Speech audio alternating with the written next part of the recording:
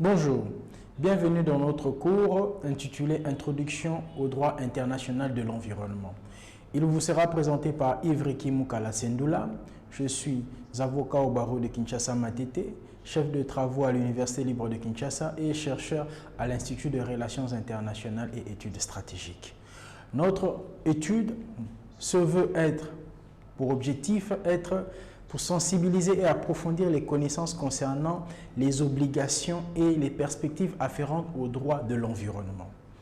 Ce cours se veut être accessible à tous. Voilà pourquoi il est inscrit dans une manière plutôt de large diffusion.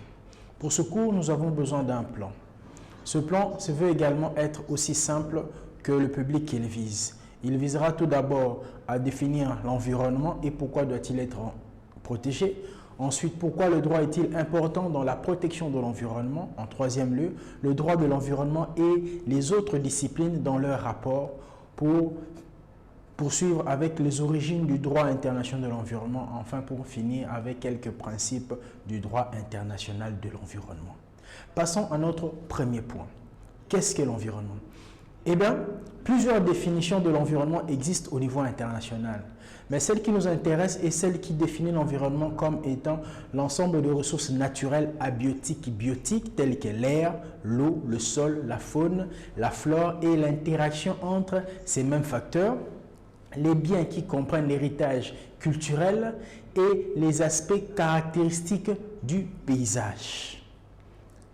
Maintenant, pourquoi est-ce qu'il faut protéger l'environnement? Eh bien, puisqu'il affecte le bien de population et le développement économique du monde, mais aussi un environnement sûr, propre, sain et durable est indispensable à la pleine jouissance d'un large éventail de droits de l'homme. Pourquoi le droit est-il important dans la protection de l'environnement? Eh bien, tout d'abord, il faut définir le concept de droit.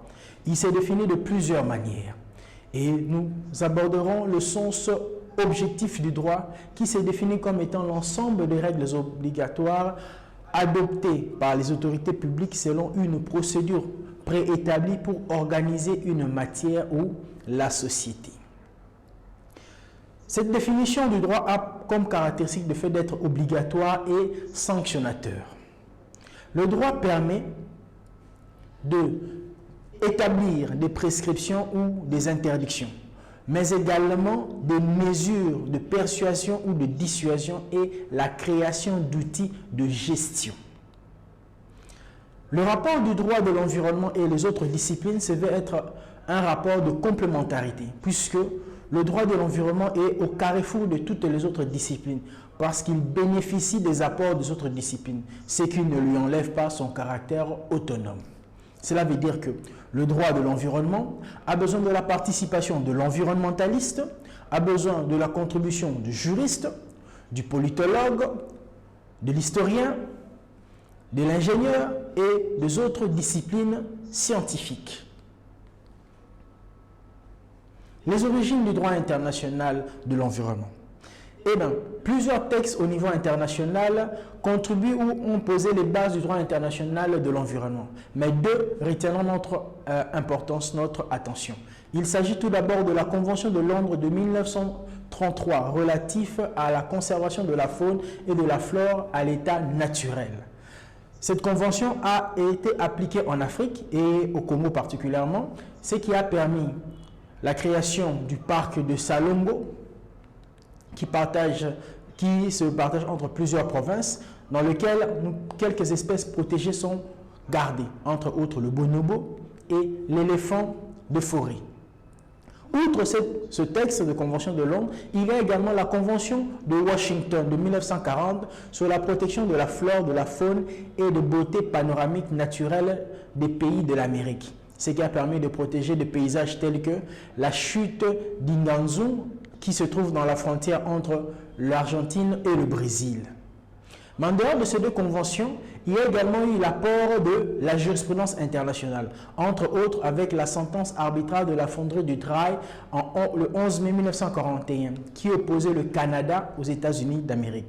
Il y a également eu l'arrêt de la Cour internationale de justice dans l'affaire du canal de Gorfou qui pour la Cour internationale voulait qu'un État ne puisse pas utiliser une cour d'eau pour nuire aux intérêts des autres États.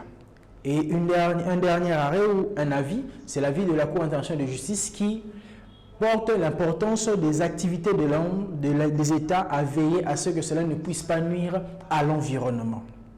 Eh bien, outre les conventions internationales et l'apport de la jurisprudence internationale, il y a eu le mouvement d'émergence ou le mouvement écologique dans les années 60.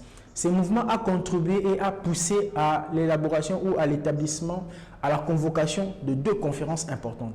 La première conférence est la conférence de Stockholm de 1972, qui a permis d'adopter la déclaration de Stockholm avec 26 principes, mais également le plan d'action pour l'environnement avec 109 résolutions. Il a également permis la création du PNUD, qui est le programme des Nations Unies pour l'environnement, qui contribue à la protection et au développement des mécanismes de gestion de l'environnement. En dehors de cette conférence, il y a eu également la conférence de Rio de Janeiro de 1992. La conférence de Rio de Janeiro a été une conférence très importante puisqu'il a permis l'adoption de 4 textes importants. Le premier est la conférence des Nations Unies sur le changement climatique. Il y a eu la Convention sur la diversité biologique, la déclaration sur l'environnement et le développement qui comprend 27 principes, entre autres le principe du développement durable. Il y a également l'agenda 21 qui est un programme d'action de 800 pages. Pour finir, nous allons maintenant aborder quelques principes du droit international de l'environnement. Comme vous l'avez remarqué, il y a eu 26 principes à Stockholm et il y a eu 27 principes à Rio de Janeiro. Nous n'allons aborder que 2 principes. Le principe de précaution et le principe pollueur-payeur. Le principe de précaution se veut que l'État puisse prendre les mesures nécessaires lorsque les certitudes scientifiques ne sont pas établies pour préserver l'environnement. Ce principe se base au niveau 15 de la déclaration de Rio. Il y a ensuite le principe du pollueur-payeur, qui est le 16e principe, qui veut que les pollueurs puissent contribuer au paiement ou au coût de la réparation ou de la pollution.